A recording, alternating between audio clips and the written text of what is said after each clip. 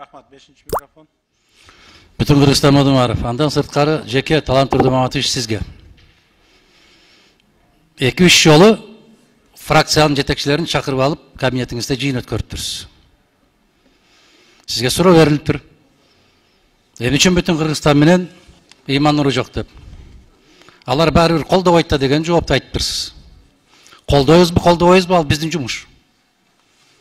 Ар бир фракцияны бөлүп, ама о жерде туруп алып айткансыз, ар бир фракцияга, партиясына карабай тегиз мамиле кылышка сөз берем деп. Ушундай маселелерди койбойсуңар, ушундай болуп, жабык эшигинде отуруп алып, бекинип жатып алып, маселени кабыл алып, анан ызылдатып депутаттарды кууп жөнөп. Мына жакшылыкка алып келбейт го. Теңчилик болгон жакшы го.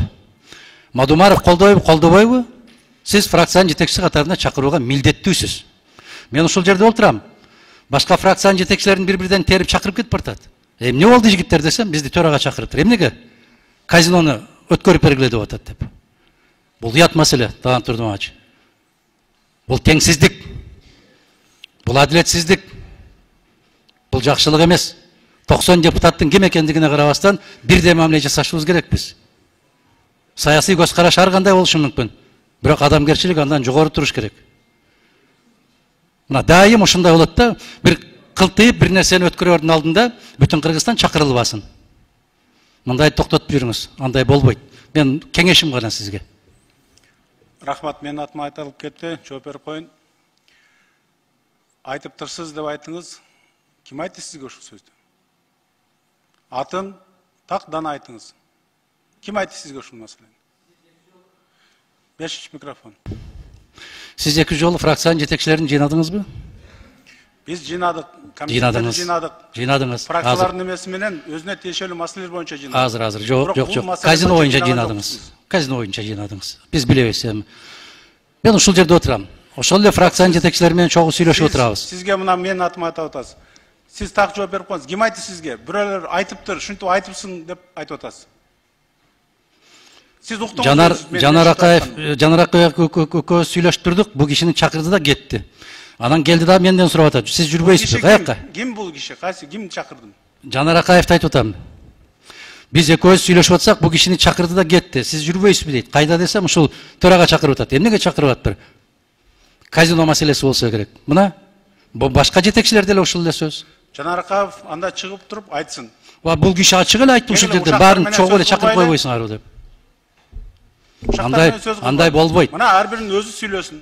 Ушакчы эмес. Мен эч бир дагы бир башка фактыларды эмне кылбай эле коем. Сиз анан депсиз деп. Конкретно өзүңүздүн атыңыздан айтыңыз. Бирөөлөрдүн атынан айтпастан. Талант Турдумаматович, менин атым аталып кетти, мен жооп берип коюн. Бул жерде жашыра турган эч нерсе жок. Бул жерде Адахан Кимсанбаев экөөбүз аралыгыбыз 1 метр дагы чыкпайт. Мына кошунабыз. Бул жерден бир жардамчыларданбы, советниктерден бирөө келди, лидер фракцияларды жыйынга чакырып атат деди. Мен барып келдим. Лидер фракциялардын жыйыны бар дегенден Адахан Кимсанбаев лидер фракцияларды жыйыны бар экен го дедим. Туура ошентип айттым. Десем мен чакырган жок деди. Андан башка Талант Мамытов ушул казино боюнча андай болду, кындай болду, колдогула деген сөз болгон жок. Ал жөнүндө сөз болгон жок. Мен барып чын эле бул жерде болгон, келген, лидер фракциялар деп чакырылган, мен чыгып жолугушуп келдим. Анан ал киши бул жерде дагы Адахан Кимсанбаев менен учурашып аткан. Мен ойлодум, бул жакта бир жыйын болот экен лидер фракцияларын деп. Адахан Кимсанбаев жүрбөйсүңүз деп айтканым чын. Анан бул киши айтты, мени чакырган жок деди. Анда мен барып келейин дедим. Бирок Талант Мамытов ушинтип колдогула деди, казино жөнүндө сөз болгон эмес. Рахмат. Дагы ким айтты? Адахан Кимсанбаевич. Кегиле аты жөнүн атайлы да, жөн эле чамалатып соктурсак эле боло берет дейсиңерби? Туура, мен чогулуш өтөбүз. Түркпа парламенттик ассамблеясы боюнча чогултуп атабыз комитеттерди. Анан бирөө келип айтты деп. Андай болбойт да, так айтыңыз. Ошол депутаттын аты жөнүн айтыңыз, чыгып туруп орток микрофонго аба Талант Мамытов ушундай деп атат деп айтсын. 3-чү микрофон. Рахмат, Манас округу, Дастанбек Жумабеков.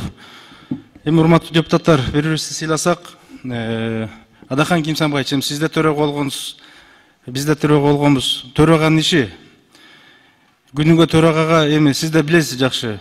ондогон, 20лаган депутат ар кандай маселелер менен кирип турат. Мыйзам долбоорлору менен кирет. Ошол жергиликтүү көйгөй маселе менен кирет. Күн тартиби боюнча кирет. Төрөгага күнүнө 10дон кем эмес депутат кирип чыгат. Төрөгө бардыгын кабыл алганга, убакыт жетиштирип кабыл алганга милдеттүү.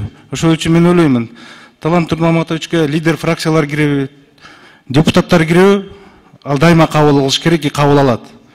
Ошондуктан мен ойлоймун, Адахан Кимсанбаевич, Талант Турмаматович өзүнүн ишин жасап атат.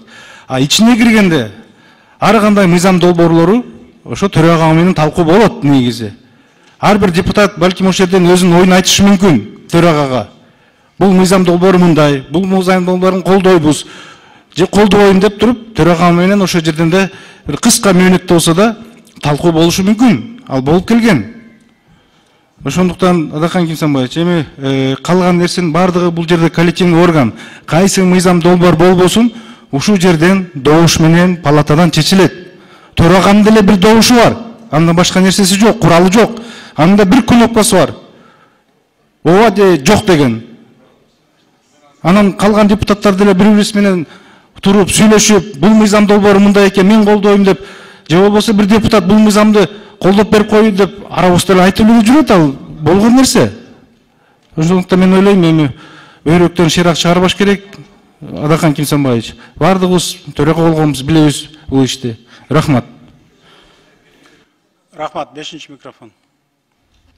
Бүтүн Кыргызстан Мадумаров, мен жеңилдим силерге. Мен жеңилдим. Ушул кезге келип бир кишиди сатып көргөн эмесмин, бирок мен жеңилдим силерге. Силердики туура. Силер билесиңер регламентти, төраганын милдетин, укугун жакшыраак билесиңер мага караганда. Мен кол көтөрдүм, жеңилдим силерге. Рахмат, бар болгула. Рахмат. Мыйзамдар боюнча, казина боюнча ар бир депутат жеке өзү чечим кабыл алып добуш берет. Мен бир депутатка айтып, милдетиме кылганга мен акым жок. Депутат өзү каалагандай добуш берет. Азыр дагы ачык айтам бул жөнүндө. Ошон үчүн мындай баарыбызды бир түшүнүү менен бири-бирибизге мамиле жасасак. 5-ші микрофон. Рахмат Масалиев, мен кеширим суратам. Жанагы кичине түшүнбөстүккө айланып туруп, мен берген суроону унутуп калбасын. Кыргыз Республикасынын мыйзамы ылайыктуу регламент боюнча каралган маселе 3 күндөн кем эмес депутатка берилсин деген талап бар. Ал талап аткарылган эмес. Мына Алмаз Акунжанов берген сунушту кошсок кошобуз. Бирок материалдарды бергиле бизге. Карай турган маселени таанышып чыгыш керек да. Кече кандай өкмөт комитеттин чечими болгон, кандай пикирлер айтылган, кандай чечим кабыл алды. Бул мыйзамдын талабы. Мен ошону маселе көтөрүп атам, кандай кыласың? Эгерде биз азыр ушуну материал албай туруп, 6 киши дош бербей койсок, анда дош берүү жокко чыгат. Ага барбаш керек да, же макул же каршы бериш керек да. Ошондуктан мейли өтсө өтөт. Дош көпчүлүк болсо боло берсин. Өзүңөр чакырып атасыңар, урматтуу төрагалар. Барыңар төрага, мен деле төрага болгом, камакта болсом да. Не президент төрага болгом. Канчанча түшүнүктөр бар.